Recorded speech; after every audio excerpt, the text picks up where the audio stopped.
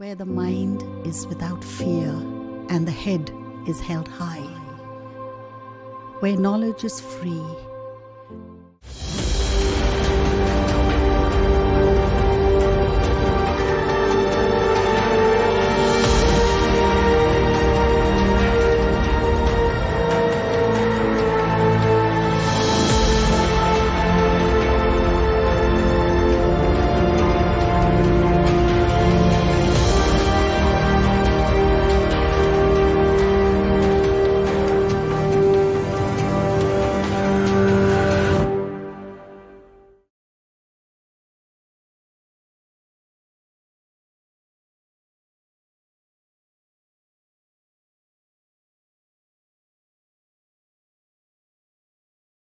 প্রিয় ছাত্রছাত্রী, আজকের ক্লাসে তোমাদের সকলকেই স্বাগত।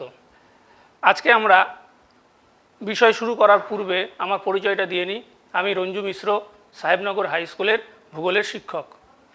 তোমাদের প্রথমেই অনুরোধ করব, একটি খাতা এবং একটি কলম তোমরা সাথে নিয়ে বসবে, কারণ যখন তোমরা এই প্রোগ্রামটা দেখছো, আমি যখন তোমাদের কিছু বোঝাবো বা আলোচনা করব, তখন আমি ডান দিকে কিছু পয়েন্ট লিখব।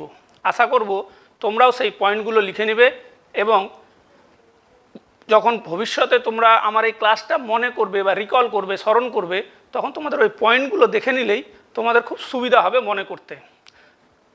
আপাতত খাতা কলম নিয়ে এসো, ততক্ষণ আমি কিছুটা বোর্ড ওয়ার্ক করে নিচ্ছি।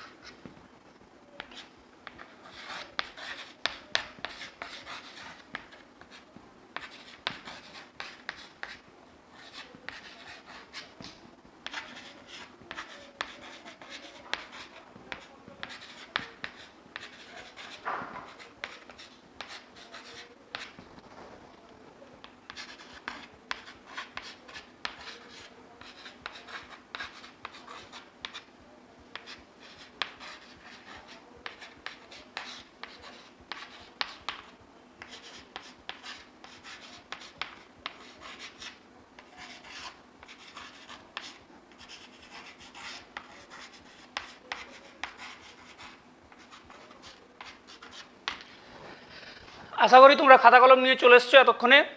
তাহলে আজকের আলোচনা শুরু করা যাক। আজকে আমরা ক্লাস 9-এর সপ্তম অধ্যায় সম্পদ চ্যাপ্টারটা আলোচনা করব। সম্পদের দুটো পার্ট নিয়ে আমরা আলোচনা করব। একটি হলো সম্পদের ধারণা এবং দ্বিতীয়টি হলো খনিজ সম্পদ। তো প্রথমে সম্পদের ধারণা নিয়ে আমরা একটু আলোচনা করছি। সম্পদ কথাটা প্রায়ই আমরা শুনতে পাই। অনেক বড়লোক ব্যক্তিকে তার অর্থ আছে বোঝাতে আমরা প্রায়ই বলে থাকি যে ওই ব্যক্তিটির প্রচুর ধন সম্পদ আছে, অথবা ওই ব্যক্তিটির প্রচুর ধন সম্পত্তি আছে। তো সম্পত্তি বা সম্পদ কথাটা সাধারণ অর্থে অর্থকে বোঝানো হয়, জমি জায়গাকে বোঝানো হয়, বা প্রচুর টাকা পয়সা যাদের আছে সেক্ষেত্রে বোঝানো হয়। কিন্তু অর্থনৈতিক ভূগোলের ভাষায় সম্পদ কথাটা সম্পূর্ণ আলাদা মানে। প্রথমে আমরা আসি, সম্পত্তি জিনিসটা কি সেটা যদি আমরা সংজ্ঞা দিতে চাই, তাহলে আমাদেরকে বলতে হবে সম্পত্তি এমন একটা জিনিস যার বিক্রয় মূল্য আছে, অর্থাৎ যেটা বিক্রি করা যাবে। ধরে নাও তোমাদের কাছে কারো কাছে 5 বিঘা জমি আছে, সেই জমিটা অন্য ব্যক্তিকে বিক্রি করা যাবে এবং তার বাজারে একটি বিক্রয় মূল্য আছে। অথবা কারো কাছে 1 ভরি সোনা আছে, সোনা বাইরে বিক্রি করা যাবে, তার একটা বিক্রয় মূল্য আছে। এই জমি এবং সোনা যে উদাহরণটা আমি দিলাম, এটা হচ্ছে সম্পত্তি। কিন্তু অর্থনৈতিক ভূগোলের ভাষায় যখন আমি সম্পদ কথাটা নিয়ে আলোচনা করব, সম্পদ বলতে মূলত বোঝায় কোনো বস্তু বা অবস্তু যা মানুষের কাজে লাগে। যেমন এই চকটি আমার হাতে রয়েছে, এটি একটি বস্তু, এটা আমার কাজে লাগছে। কি কাজে লাগছে না, আমি এই চক দিয়ে আমি এখন ব্ল্যাকবোর্ডের মধ্যে লিখছি, তাহলে এটা কিন্তু আমার কাছে সম্পদ। বা ধরে নাও এই বোর্ডটি কি কাজে লাগছে, এই বোর্ডটিতে লেখার কাজে আমি ব্যবহার করছি। এই বোর্ডটিও এখন আমার কাছে সম্পদ। সম্পদ ধারণা দিতে গিয়ে বহু ভৌগোলিক বা অর্থনীতিবিদ বা সম্পদশাস্ত্রবিদ অনেকভাবে সম্পদকে সংজ্ঞায়িত করেছে। আমরা মূলত দুটো সংজ্ঞা সম্পদের মনে রাখার চেষ্টা করব। একটা সংজ্ঞা হচ্ছে E.W. জিমারম্যান। ইনি সম্পদ নিয়ে অনেক আলোচনা করেছেন এবং প্রথম সারির শাস্ত্রবিদ বলা যেতে পারে বা অর্থনৈতিক ভূগোলবিদ বলা যেতে পারে। E.W. জিমারম্যান সম্পদের ধারণা প্রসঙ্গে 1951 সালে রিসোর্স অ্যান্ড ইন্ডাস্ট্রিজ একটি বইয়ে উল্লেখ করেছিলেন যে কোনো বস্তু বা অবস্তু সম্পদ নয়, বস্তু বা অবস্তুর যে কার্যকরী ক্ষমতা সেটাই হচ্ছে সম্পদ। তাহলে আমি আরেকবার বলছি, একটু মনে রাখার চেষ্টা করতে হবে। অর্থনীতিবিদ বা সম্পদশাস্ত্রবিদ বা অর্থনৈতিক ভূগোলবিদ E.W. জিমারম্যান সম্পদের যে সংজ্ঞা দিয়েছেন তাতে তিনি বলেছেন কোনো বস্তু বা অবস্তু নয়, বস্তু বা অবস্তুর যে কার্যকরী ক্ষমতা তা হচ্ছে সম্পদ। আমি একটু বোর্ডে লিখে নিচ্ছি।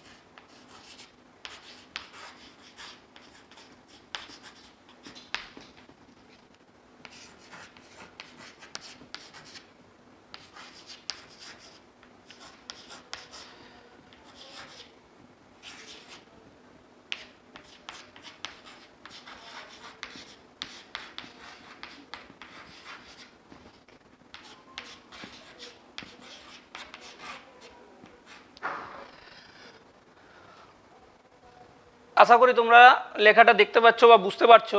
হাতের লেখা খুব পরিষ্কার না হলেও আশা করি দেখা যাচ্ছে বিষয়টা। জিমারম্যান ভূগোলশাস্ত্রবিদ তিনি বলছেন কোনো বস্তু বা অবস্তু নয়, বস্তু বা অবস্তুর যে কার্যকরী ক্ষমতা তা হচ্ছে সম্পদ। কোথায় বলেছেন?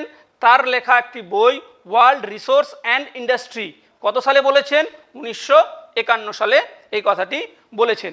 এবার আমি এই দুটো জিনিসকে একটু আলোচনা করছি। কোনো বস্তু বা অবস্তু। বস্তু কি জিনিস? বস্তু হচ্ছে যেটা আমরা দেখতে পাচ্ছি অথবা ধরতে পারছি অথবা টাচ করতে পারছি। যেমন আমি বললাম চকটা আমরা দেখতে পাচ্ছি, ধরতে পারছি, এটা বস্তু। অবস্তু কোন জিনিস? যেটা আমরা দেখতে পাবো না।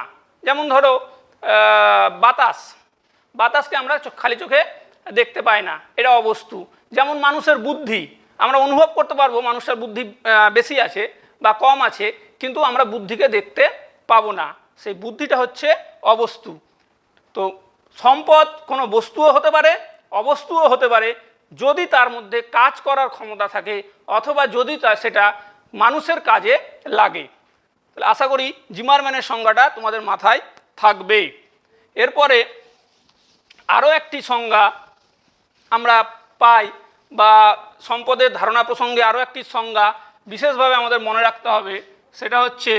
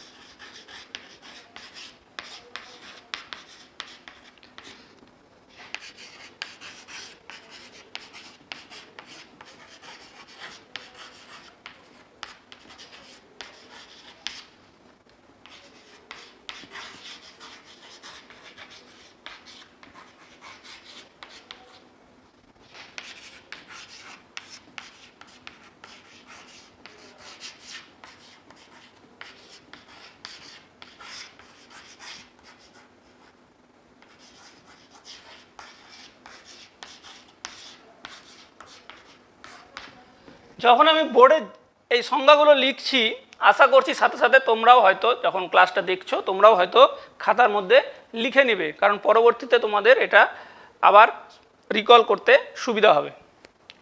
তো আমি লিখেছি বসুন্ধরা সম্মেলন 1992 সালে ব্রাজিল বলে যে দেশটি আছে, ব্রাজিলের রিও ডি জেনিরো বলে একটি শহর আছে, সেখানে পৃথিবীর প্রায় অনেক সবগুলি দেশ মিলে আর কি একটি পরিবেশ সংক্রান্ত আলোচনা সভা, যেখান থেকে সম্পদের একটি নতুন কনসেপ্ট, নতুন ধারণা বেরিয়ে আসে। সেখানে কি বলা হচ্ছে? সেখানে বলা হচ্ছে বস্তু বা অবস্তু যা মানুষের চাহিদা মেটায়, শুধুমাত্র সেটা হলেই সম্পদ হবে না। সম্পদ হতে গেলে তাকে কি করতে হবে? জীবমণ্ডলের সংরক্ষণকে সুনিশ্চিত করতে হবে।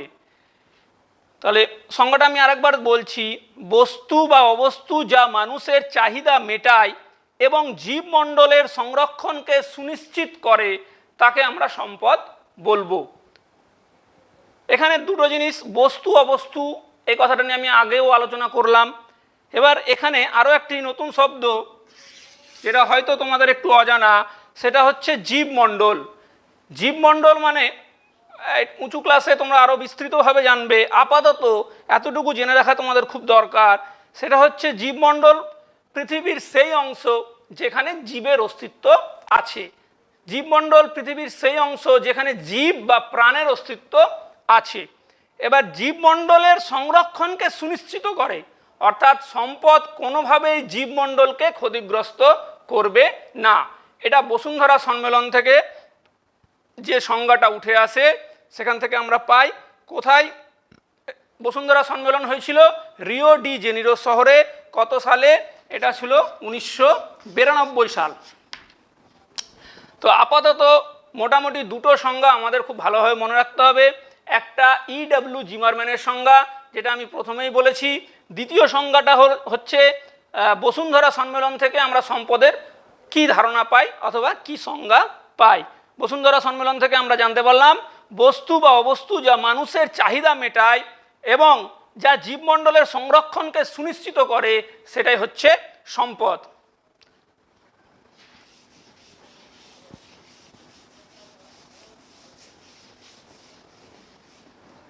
সংজ্ঞাটার পাশাপাশি এবার একটু বিষয়টাকে সংক্ষিপ্তভাবে বুঝতে হবে। আমি যদি খুব সাধারণভাবে বলি, খুব সাধারণভাবে সম্পদ বলতে কি বুঝি? সম্পদ বলতে খুব সাধারণভাবে বললে বোঝায় যা মানুষের কাজে লাগে সেটাই হচ্ছে সম্পদ। যেমন ধরি গাছ, গাছ মানুষের কাজে লাগে, গাছ সম্পদ।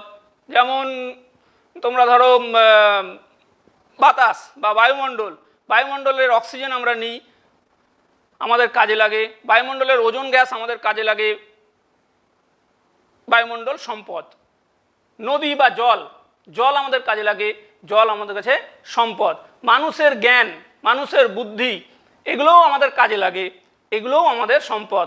পার্থক্য এটাই, কিছু আছে বস্তুগত সম্পদ, অর্থাৎ যেটা দেখা যাচ্ছে, যেটা আমরা ধরতে পারবো, টাচ করতে পারবো, এবং কিছু অবস্তুগত সম্পদ যেটা আছে, যেটা আমরা উপলব্ধি করছি কিন্তু আমরা দেখতে পাচ্ছি না। এরপরে তাহলে প্রথম থেকে আমরা মোটামুটি যেটা জানলাম, কয়েকটা জিনিস জানলাম, দুটো জিনিস সম্পর্কে আমরা জানলাম। একটা জানলাম আমরা, 1 নম্বর জানলাম সম্পত্তি কি, এই পয়েন্টগুলো একটু লিখে নিবে। 2 নম্বর জানলাম সম্পদের সংজ্ঞা।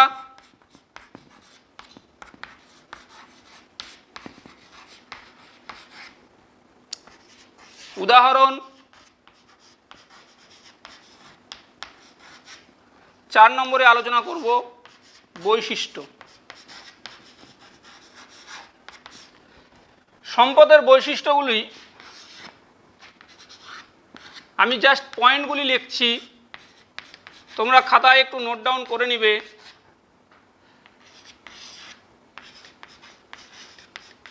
পয়েন্ট লেখার পর আমি একটু ডিটেলসে আলোচনা করে দেব।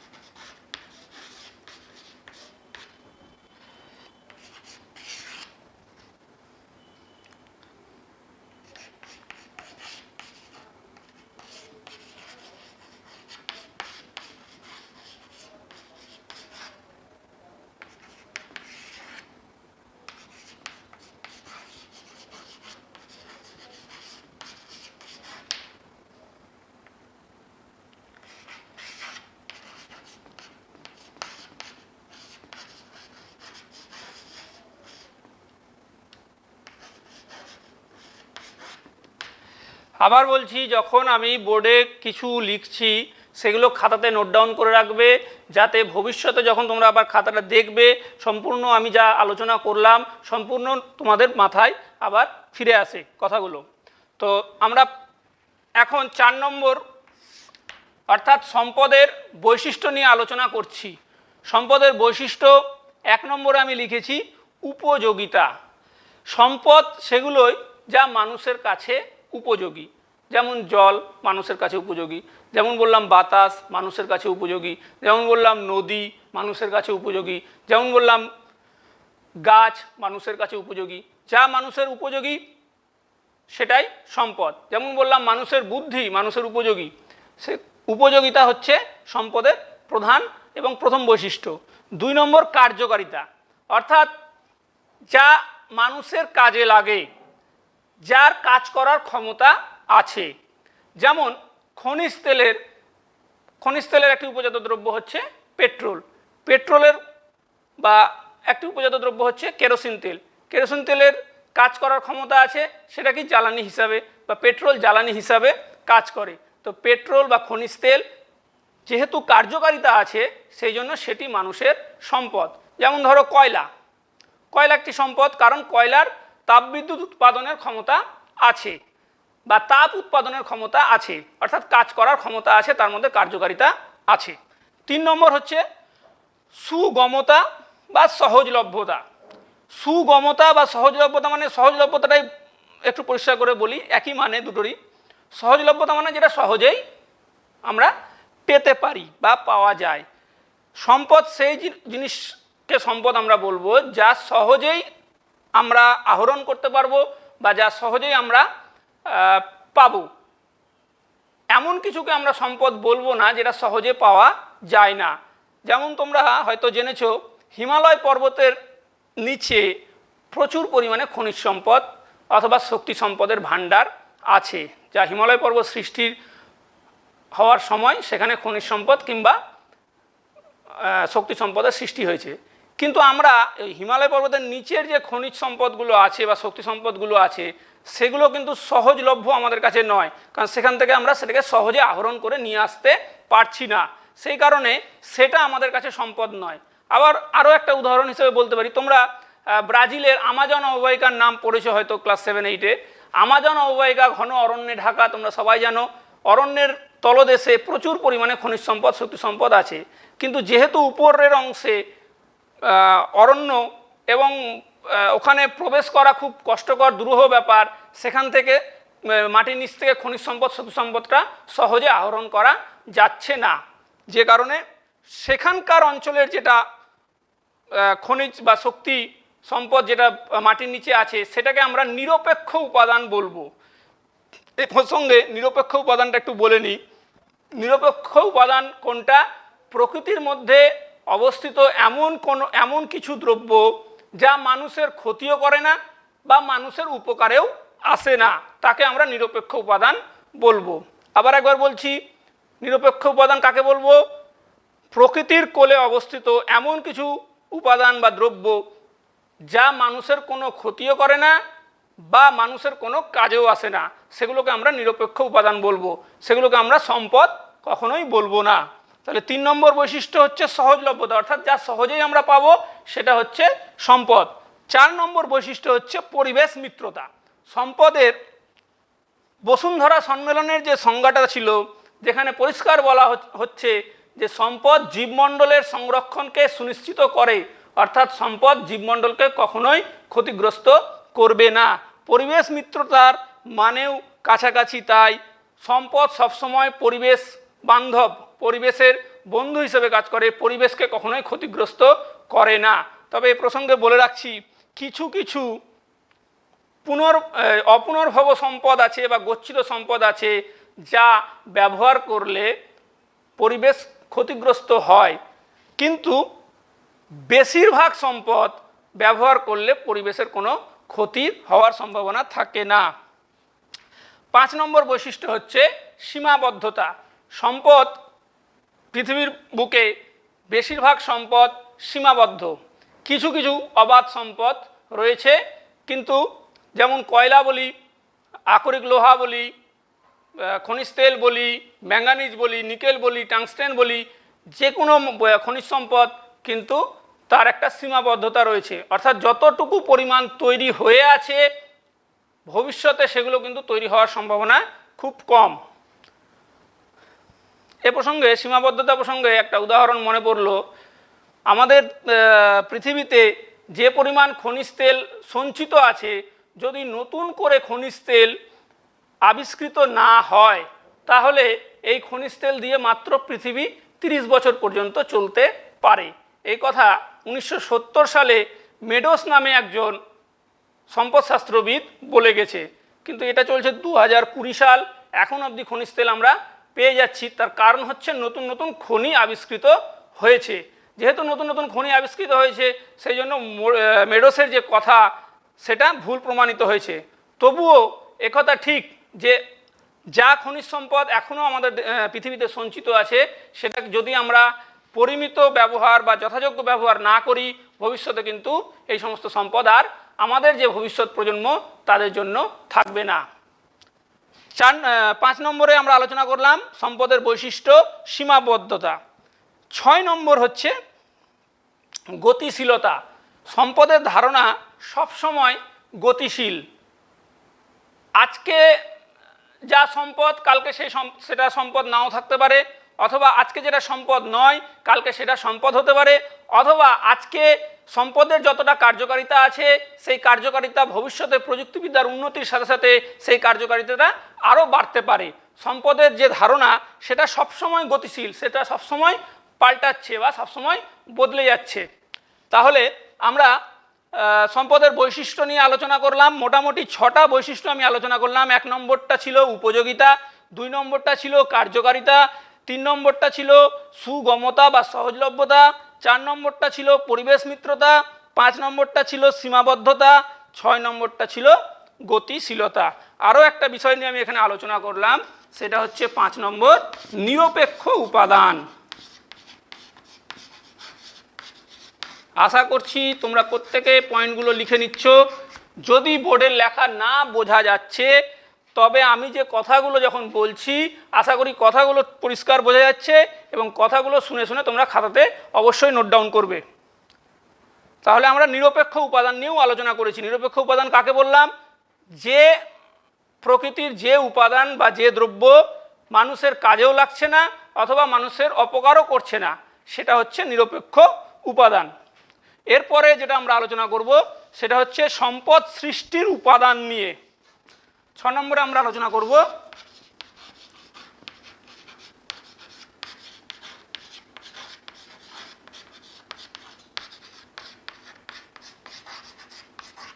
সম্পদ সৃষ্টির উপাদান। সম্পদ সৃষ্টির উপাদান আলোচনা করতে গেলে একটা ছোট জাস্ট ছবি আঁকছি, পরিষ্কার হয়ে যাবে ধারণাটা। ধরে নাও এটা সম্পদ,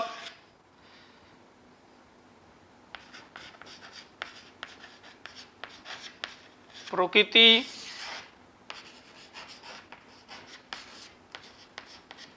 মানুষ,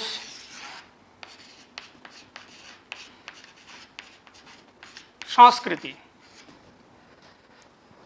এটা হলো সম্পদ সৃষ্টির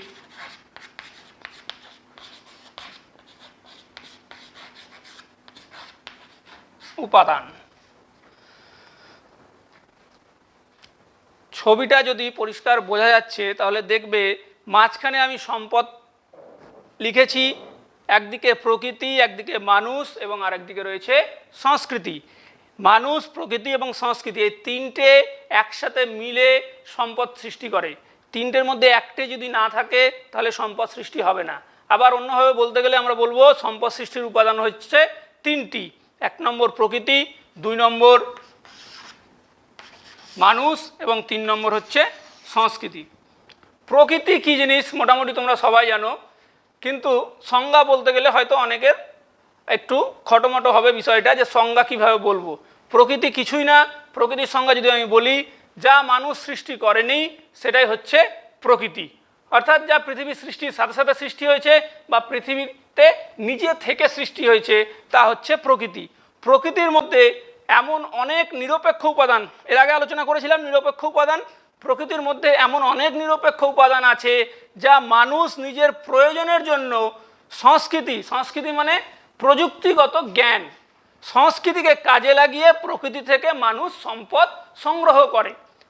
প্রকৃতির মধ্যে যেমন মাটির নিচে কয়লা রয়েছে, যতদিন না পর্যন্ত মানুষ কয়লার ব্যবহার জানতো, ধরে নাও আদিম মানুষ কয়লার ব্যবহার জানে না, তো আদিম মানুষ যতদিন না কয়লার ব্যবহার জানতো, কয়লা কিন্তু মাটির নিচে ছিল, অর্থাৎ প্রকৃতিতে কয়লা ছিল, সেটা নিরপেক্ষ উপাদান হিসাবে ছিল। কিন্তু যখন মানুষের প্রয়োজন পড়লো এবং মানুষ সংস্কৃতির সাহায্যে বা প্রযুক্তিগত উন্নতির সাহায্যে জানতে পারলো কয়লা পুড়ালে তাপ উৎপন্ন হয়, তখন প্রকৃতি থেকে কয়লা সংগ্রহ করলো এবং সেটা মানুষের কাজে লাগলো, তখন কয়লা হয়ে গেল সম্পদ। একটা ছোট্ট উদাহরণ দিচ্ছি, কিছুদিন আগে থেকে মোটামুটি আমরা যদি 20 বছর 25 বছর পিছিয়ে যাই, দেখা যাবে যে আমাদের বাড়ির বেশিরভাগ আসবাবপত্র কাঠের তৈরি। তার মানে ততদিন পর্যন্ত আমরা জানি কাঠ দিয়ে আসবাবপত্র তৈরি করতে হয়। যত দিন গেছে, যত প্রযুক্তিবিদ্যার উন্নতি হয়েছে, আমরা দেখতে পাচ্ছি কি লোহা দিয়ে আসবাবপত্র তৈরি হচ্ছে, কিংবা এখন বেশিরভাগ আসবাবপত্র প্লাস্টিক দিয়ে তৈরি হচ্ছে। তো প্রযুক্তির উন্নতির সাথে সাথে মানুষ বুঝতে পারলো প্লাস্টিকের সাহায্যেও আসবাবপত্র তৈরি করা যাবে। স্বাভাবিকভাবেই এখন কিন্তু প্লাস্টিকজাত দ্রব্যও আমাদের কাছে সম্পদে পরিণত হচ্ছে, কিন্তু সম্পদের একটা বৈশিষ্ট্যের কারণে প্লাস্টিকজাত দ্রব্যকে সম্পদ বলা যাবে না। সেটা আমি এর আগে বৈশিষ্ট্যতে আলোচনা করেছিলাম, সেটা হচ্ছে সম্পদ পরিবেশ মিত্র হবে, অর্থাৎ পরিবেশ বান্ধব হবে। কিন্তু তোমরা সবাই জানো প্লাস্টিক কিন্তু পরিবেশ বান্ধব নয়, যে কারণে সেটাকে সম্পদের মর্যাদা দেওয়া হয় না। তো প্রকৃতির মধ্যে যেটা বলতে চাইছি, প্রকৃতির মধ্যে প্রচুর এমন নিরপেক্ষ উপাদান আছে যা মানুষ নিজের প্রয়োজনের জন্য সংস্কৃতিকে কাজে লাগিয়ে সেখান থেকে নিষ্কাশন করে এবং নিজের প্রয়োজনের কাজে লাগায়। এইভাবেই সম্পদ তৈরি হয়। দ্বিতীয়, মানুষ বলতে তোমরা সবাই জানো মানুষ সম্পদ সৃষ্টিও করে, সম্পদ ব্যবহারও করে, সম্পদ ধ্বংসও করে। মানুষের তিনটে কাজই সম্পদের ক্ষেত্রে রয়েছে: সম্পদ সৃষ্টিকর্তাও মানুষ, সম্পদ ব্যবহারকারীও মানুষ এবং সম্পদ ধ্বংসকারীও মানুষ। একটু সংস্কৃতি নিয়ে আলোচনা করি। সংস্কৃতি হচ্ছে মানুষের উৎকর্ষতা বা মানুষের প্রযুক্তিগত উন্নতি, প্রযুক্তিগত জ্ঞান। ধরে নাও কয়লা আছে মাটির নিচে, কয়লা যে কোনো মানুষ চাইলেই কিন্তু সেখান থেকে বের করতে পারবে না। বা লোহা আছে মাটির নিচে, লোহা মানুষ চাইলেই যে বের করে নেবে তা পারবে না, সেটা বের করার জন্য কিছু যন্ত্রপাতির প্রয়োজন, যে যন্ত্রপাতি ছাড়া সেখান থেকে কয়লা বা লোহা নিষ্কাশন করা যাবে না। এই যে যন্ত্রপাতি, সেটাই হচ্ছে মানুষের সংস্কৃতি, সেটাই হচ্ছে প্রযুক্তি। তো প্রযুক্তি ছাড়া কখনোই সম্পদ সৃষ্টি করা সম্ভব হবে না। তাহলে আমরা সম্পদ সৃষ্টির উপাদান বলতে পারি তিনটে: 1 নম্বর প্রকৃতি, 2 নম্বর মানুষ, 3 নম্বর সংস্কৃতি। এখানে এই প্রসঙ্গে একটা জিনিস একটু বলতে হবে, সেটা হচ্ছে আদিম যুগের মানুষের কাছে যেহেতু সংস্কৃতি ছিল না, অর্থাৎ প্রযুক্তি ছিল না, সেই জন্য আদিম যুগের মানুষ কিন্তু সম্পদ ব্যাপক হারে ব্যবহার করতে পারেনি, যেটা আজকের দিনে আধুনিক মানুষ পারছে। এখানে আমি দুটো মানুষের কথা বললাম, একটা প্রাচীন যুগের মানুষ আর একটা হচ্ছে আধুনিক মানুষ। তো একটা প্রশ্ন প্রায়ই আসে, হয়তো নিচে দেখতে পাবে না তোমরা। আচ্ছা, এই 6টা পয়েন্ট যদি লেখা হয়ে থাকে আমি একটু মিটিয়ে দিচ্ছি, কারণ জায়গার অভাব। এখানে 7 নম্বরে যে বিষয়টা আমি একটু উল্লেখ করতে চাইছি সেটা হচ্ছে ম্যান অ্যান্ড ম্যান। আমি দুটো ম্যান লিখলাম, একটা ছোট হাতের অ্যালফাবেট দিয়ে লিখলাম ম্যান, MAN, আর একটা বড় হাতের ক্যাপিটাল লেটারে লিখলাম ম্যান। এখানে দুটো ম্যানের মানে আলাদা। ছোট ম্যানটার মানে হচ্ছে আদিম স্তরের মানুষ, যাদের কাছে প্রযুক্তিবিদ্যা ছিল না, অর্থাৎ যারা প্রযুক্তিগত দিক থেকে পিছিয়ে ছিল, তাদের বোঝাতে ছোট ম্যান ব্যবহার করা হয়। এবং ম্যান, বড় হাতের যে ম্যান লিখলাম ক্যাপিটাল লেটারে, সেটা হচ্ছে প্রযুক্তিগত দিক থেকে উন্নত মানুষ। এটা আশা করি মনে রাখবে, পরীক্ষায় অনেক সময় আসে ম্যান এবং ম্যান, এ দুটোর পার্থক্য কি। তাহলে সম্পদ সৃষ্টির উপাদান হলো। এরপরে যেটা আমরা আলোচনা করব 8 নম্বরে, সেটা হচ্ছে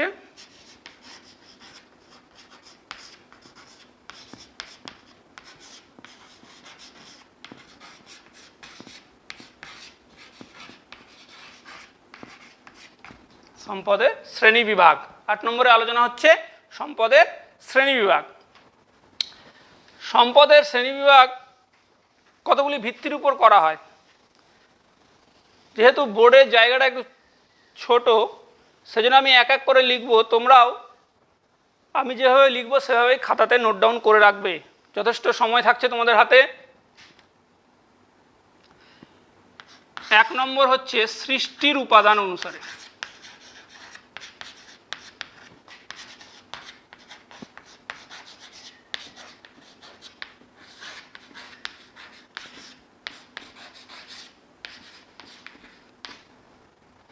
সৃষ্টির উপাদান অনুসারে সম্পদকে 3 ভাগে ভাগ করা হয়। প্রাকৃতিক,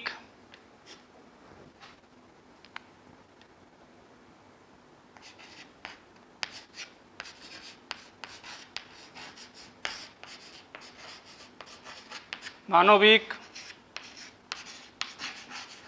সাংস্কৃতিক।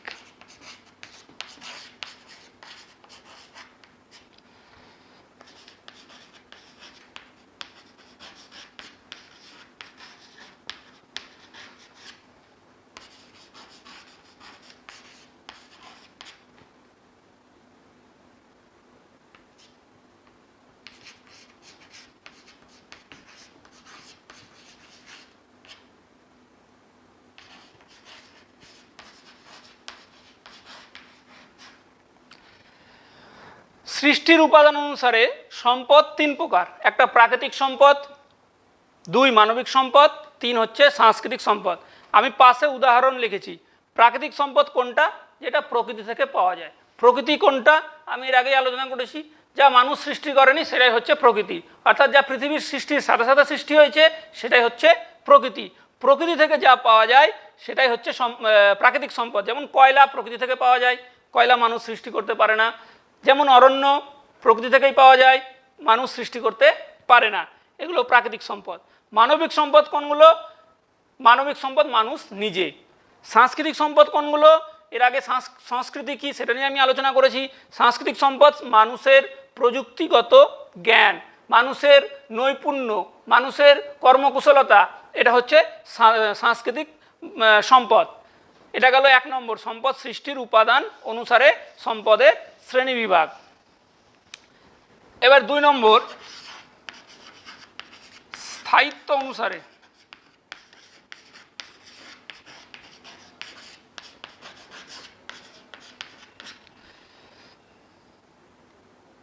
স্থায়িত্ব অনুসারে সম্পদ 2 প্রকার।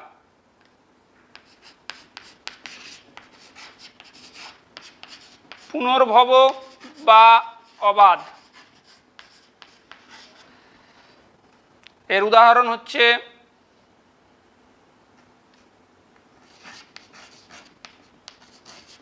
অরণ্য সম্পদ,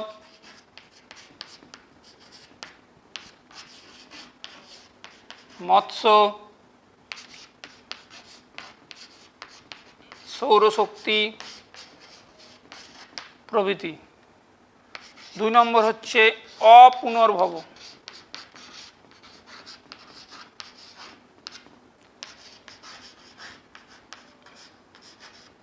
এর উদাহরণ হচ্ছে কয়লা, লোহা, খনিজ তেল প্রভৃতি। আরও একবার বলে দিচ্ছি, স্থায়িত্ব অনুসারে অর্থাৎ সম্পদ কতদিন পর্যন্ত স্থায়ী হচ্ছে সেই অনুসারে সম্পদ 2 প্রকার। 1 পুনর্ভব বা অবাধ সম্পদ। পুনর্ভব মানে যেটা পুনরায় নিজে থেকে সৃষ্টি হয়, পুনরায় নিজে থেকে যেটা সৃষ্টি হয়। অথবা অবাধ অর্থাৎ যেটা ব্যবহার করলে সেটা শেষ হওয়ার সম্ভাবনা নেই। এই ধরনের সম্পদকে বলবো পুনর্ভব বা অবাধ সম্পদ। যেমন বললাম অরণ্য সম্পদ, অরণ্য নিজে থেকেই তৈরি হয়। মৎস্য সম্পদ, সমুদ্র বলো নদী বলো, এখানে মৎস্য নিজে থেকেই তৈরি হয়, অতএব এগুলো শেষ হওয়ার সম্ভাবনা খুব কম। যেমন সৌরশক্তি, সূর্যের শক্তি, সূর্য পৃথিবী যতদিন থাকবে সূর্য ততদিন থাকবে, এটা শেষ হওয়ার সম্ভাবনা নেই। এগুলোকে বলবো আমরা পুনর্ভব বা অবাধ সম্পদ। 2 নম্বর স্থায়িত্ব অনুসারে 2 নম্বর ভাগ হচ্ছে অপুনর্ভব সম্পদ। অপুনর্ভব সম্পদ কোনটা? যেটা কোনোভাবেই পূরণ করা যাবে না, যে সম্পদ একবার ব্যবহার হয়ে গেলে সেটা নতুন করে আর ফিরে পাওয়া যাবে না। যদি কোনোভাবে সেই সম্পদটা শেষ হয়ে যায়, নতুনভাবে আমরা সেটা পাবো না। যেমন হচ্ছে কয়লা। কয়লা যদি একবার পৃথিবী থেকে শেষ হয়ে যায়, সেটা নতুন করে পাওয়ার সম্ভাবনা নেই। যেমন লোহা, যেমন খনিজ তেল, এগুলো শেষ হয়ে গেলে নতুনভাবে আমরা পাবো না। সেই জন্য এই সম্পদগুলোকে সবসময় বলা হচ্ছে, এই সম্পদগুলো বিজ্ঞানসম্মত ব্যবহার করা উচিত, অর্থাৎ ভবিষ্যৎ প্রজন্মের জন্য রেখে আমাদের ব্যবহার করা উচিত। অযথা অপব্যয় করা কোনোভাবেই এই সম্পদগুলোকে উচিত নয়। তাহলে 2 নম্বর গেল স্থায়িত্ব অনুসারে।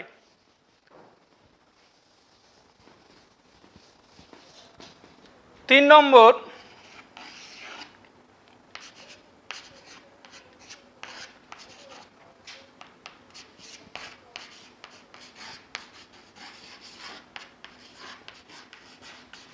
জৈব বৈশিষ্ট্য অনুসারে। জৈব বৈশিষ্ট্য অনুসারেও সম্পদ দুটি ভাগ। এক জৈব সম্পদ,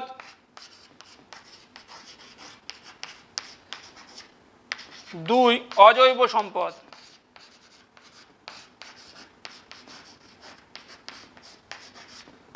জৈব সম্পদ কোনগুলো? যেগুলোর মধ্যে প্রাণ আছে, অর্থাৎ যে সম্পদ জীব থেকে পাওয়া যায়। জীব থেকে পাওয়া যায় যেমন কয়লা, যেমন অরণ্য, যেমন মৎস্য। প্রত্যেকটা তোমরা উদাহরণের লেখার সাথে সাথেই বুঝে যাচ্ছ এগুলো জীবজাত উপাদান থেকে পাওয়া যায়। কয়লা তোমরা জানো মাটির নিচে গাছ চাপা পড়ে কয়লা সৃষ্টি হয়েছে, গাছ একটি জীবজাত উপাদান। অরণ্য তোমরা জানো জীবজাত উপাদান, মৎস্য তোমরা জানো জীবজাত উপাদান। জৈব সম্পদ কোনগুলো? যেগুলো জীব থেকে আমরা পাই। অজৈব সম্পদ কোনগুলো? যেগুলো প্রাণহীন বস্তু থেকে আসে।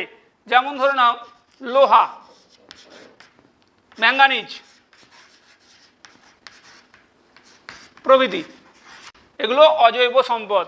তাহলে এখন পর্যন্ত আমি 3টে শ্রেণী বিভাগ করলাম সম্পদের। 1 নম্বর ছিল সৃষ্টির উপাদান অনুসারে 3 প্রকার: প্রাকৃতিক সম্পদ, মানবিক সম্পদ, সাংস্কৃতিক সম্পদ। স্থায়িত্ব অনুসারে 2 প্রকার ছিল: পুনর্ভব সম্পদ, অপুনর্ভব সম্পদ। জৈব বৈশিষ্ট্য অনুসারে 2 প্রকার হলো জৈব সম্পদ আর হলো অজৈব সম্পদ।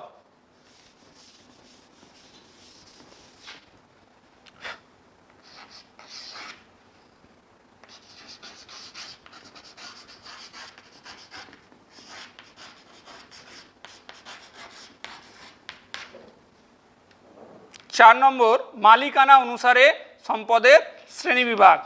মালিকানা অনুসারে সম্পদটা খুব ইন্টারেস্টিং। ব্যক্তিগত, সামাজিক,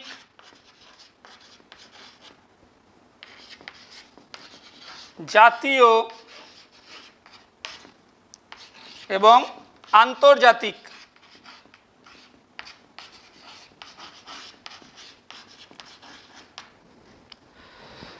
আচ্ছা, মালিকানা অনুসারে সম্পদকে 4 ভাগে ভাগ করা হয়। এ ব্যক্তিগত সম্পদ, বি সামাজিক সম্পদ, সি জাতীয় সম্পদ এবং ডি হচ্ছে আন্তর্জাতিক সম্পদ। ব্যক্তিগত সম্পদ কোনটা? যেটার মালিকানা ব্যক্তিগত, অর্থাৎ যেটা আমার নিজের।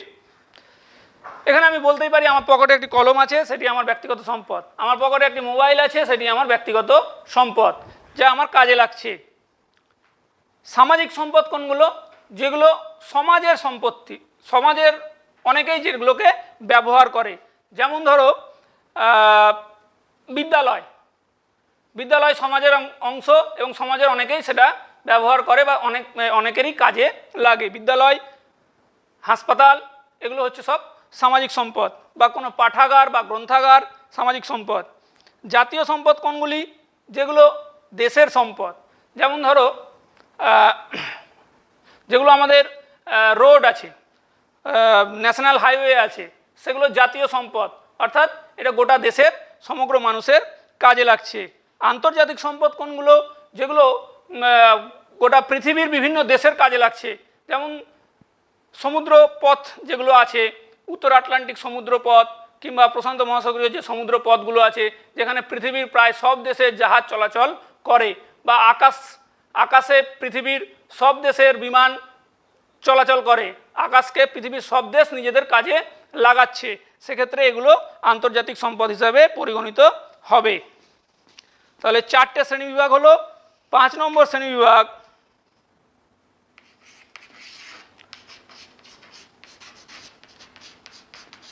প্রাপ্তি অনুসারে।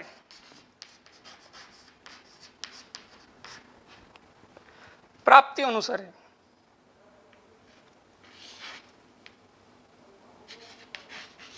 1 নম্বর সহজলভ্য, এ নম্বর সহজলভ্য, বি সর্বত্র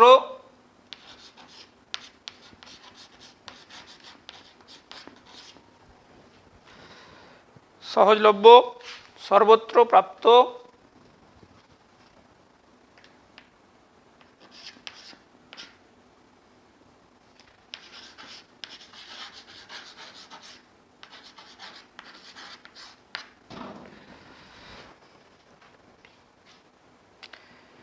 প্রাপ্তি অনুসারে সহজলভ্য সম্পদ অর্থাৎ যেটা সহজেই পাওয়া যায়, যেমন ধরে নিই বাতাস, সূর্যরশ্মি, এগুলো সহজেই পাওয়া যায়।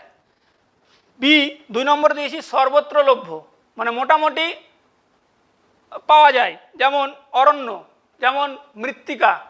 3 নম্বরে দিয়েছি একমাত্র লভ্য সম্পদ, অর্থাৎ যেটা পৃথিবীর একটি মাত্র জায়গাতেই পাওয়া যায়। এখানে আরও একটি হবে একমাত্র লভ্যর আগে, সেটা হচ্ছে দুষ্প্রাপ্য।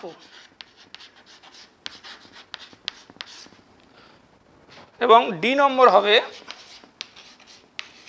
একমাত্র লভ্য। দেখো আবার বলছি, প্রাপ্তি অনুসারে সম্পদকে 4 ভাগে ভাগ করা হচ্ছে।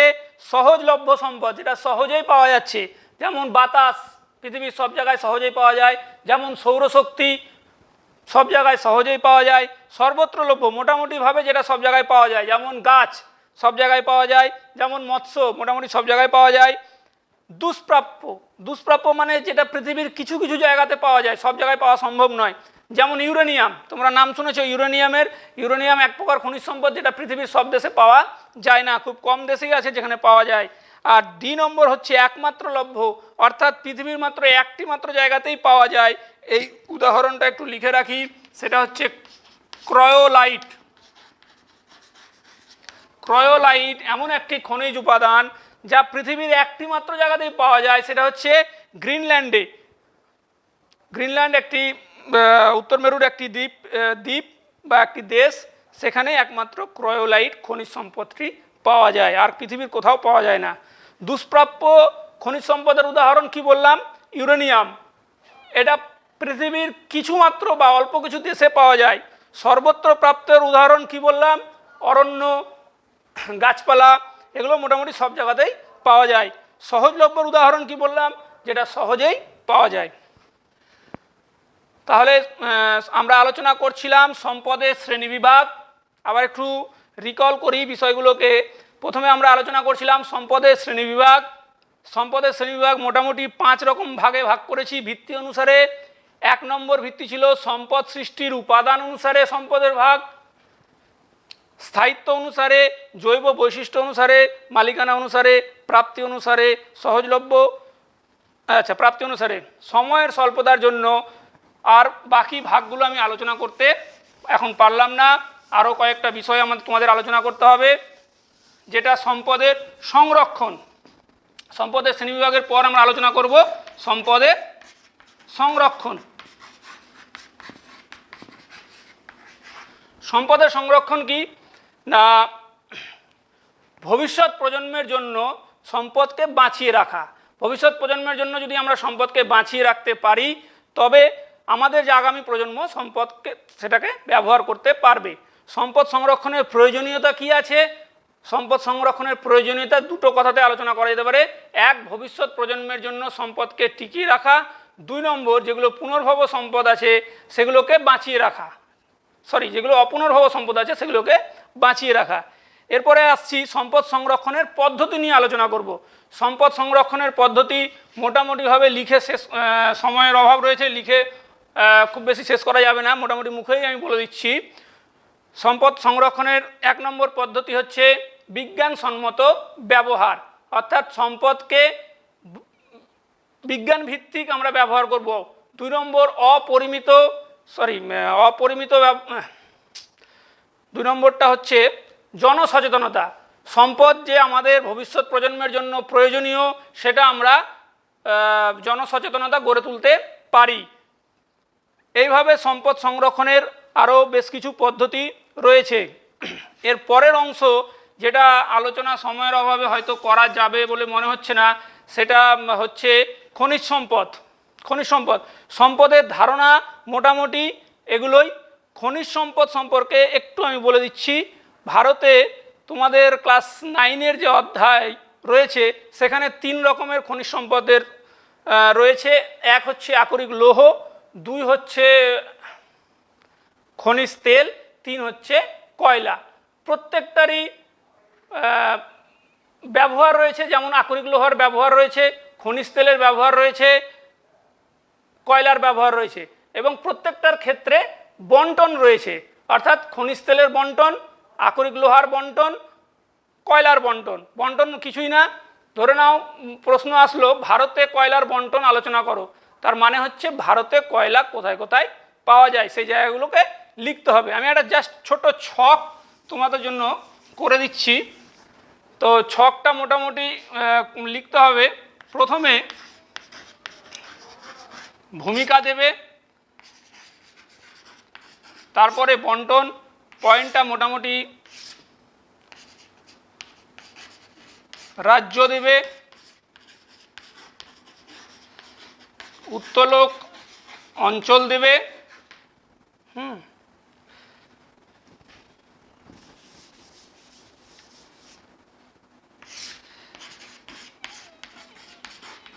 উত্তোলনের পরিমাণ দেবে।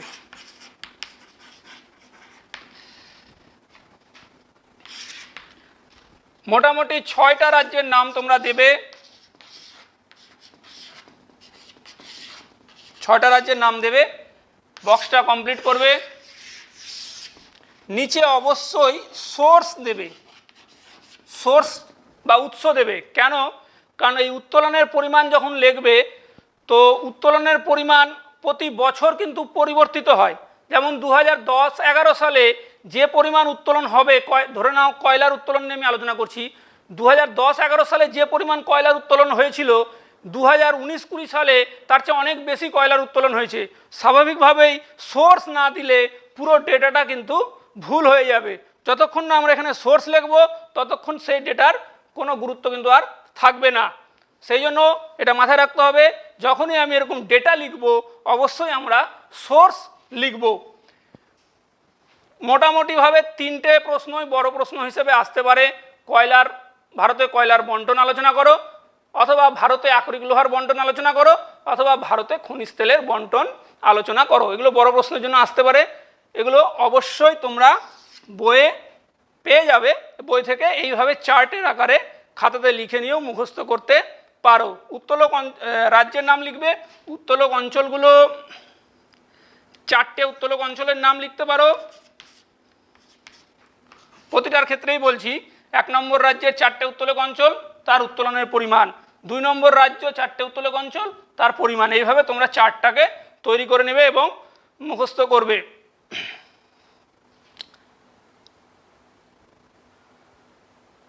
আচ্ছা, সম্পদের ধারণা মোটামুটিভাবে আমি খুব ভালোভাবে তোমাদের বোঝানোর চেষ্টা করেছি, যে কারণে খনিজ সম্পদে আমি সময় তোমাদের দিতে পারছি না, কারণ 1 ঘন্টা মাত্র আমাদের হাতে সময়। খনিজ সম্পদ আরেকবার আমি ছোট করে বলে দিচ্ছি, 3টে খনিজ সম্পদ তোমাদের এই অধ্যায়ে রয়েছে বা সিলেবাসে রয়েছে। একটি আকরিক লৌহ, একটি কয়লা এবং একটি হচ্ছে খনিজ তেল।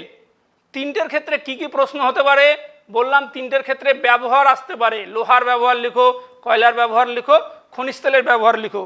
আর কি প্রশ্ন হতে পারে? বন্টন আসতে পারে, লোহার বন্টন আলোচনা করো, খনিজ তেলের বন্টন আলোচনা করো, অথবা কয়লার বন্টন আলোচনা করো। প্রত্যেকটা বন্টন লেখার সময় তোমরা এরকম ভূমিকা লিখবে, বন্টন লিখবে, উপসংহার লিখবে, এবং অবশ্যই একটা ছবি দিবে ভারতের, এবং ভারতের ছবিতে কোন কোন জায়গায় সেই খনিজ সম্পদ পাওয়া যাচ্ছে সেটা যেন দেখানো থাকে, তবে কমপ্লিট হবে তোমাদের উত্তর লেখাটি। আর ছিটছাট দুটো প্রশ্ন হতে পারে, সেটা হচ্ছে কয়লার উৎপত্তি কিভাবে হয়েছে, খনিজ তেলের উৎপত্তি কিভাবে হয়েছে। তোমরা মোটামুটিভাবে সবাই জানো কয়লা এবং খনিজ তেল দুটো ক্ষেত্রেই উৎপত্তি কিভাবে হয়েছে না, আজ থেকে 25-30 কোটি বছর আগে টারসিয়ারি যুগে কিংবা গন্ডোয়ানা যুগে মাটির নিচে ভূ আন্দোলনজনিত কারণে মাটির নিচে মাটির নিচে গাছপালা বা প্রাণীর দেহাবশেষ জমা হয়ে যায়, মাটির নিচে চাপা পড়ে যায়, এবং দীর্ঘদিন ধরে মাটির নিচের তাপে এবং চাপের ফলে সেগুলো প্রস্তরীভূত হয়, এবং প্রস্তরীভূত হয়ে আজকের দিনে কয়লার রূপ নিয়েছে অথবা খনিজ তেলের রূপ নিয়েছে। মোটামুটিভাবে আর বিশেষ কিছু বলার নাই। আশা করি তোমরা প্রত্যেকে পয়েন্টগুলো লিখে নিয়েছো যখন আমি আলোচনা করছিলাম, এবং এই পয়েন্টগুলো যখন আবার তোমরা দেখবে আমি যা যা আলোচনা করেছি তোমাদের আশা করছি মনে পড়ে যাবে। আর একটা শেষ করার আগে একটি কথা অবশ্যই বলবো, সেটা হচ্ছে তোমরা এই করোনা সংকটের সময় যথাযথ স্বাস্থ্যবিধি মেনে চলবে। স্বাস্থ্যবিধি বলতে যেটা বোঝাচ্ছে সামাজিক দূরত্ব বজায় রাখা, হাত ধোয়া সাবান দিয়ে অথবা স্যানিটাইজার ইউজ করা, মাস্ক পরিধান করা, যাতে তোমরা নিজেরাও সুস্থ থাকো এবং তোমাদের আশেপাশের ব্যক্তিবর্গকেও সুস্থ রাখতে পারো, এবং অবশ্যই যে ক্লাসগুলো হচ্ছে সেগুলো মন দিয়ে করবে। ধন্যবাদ।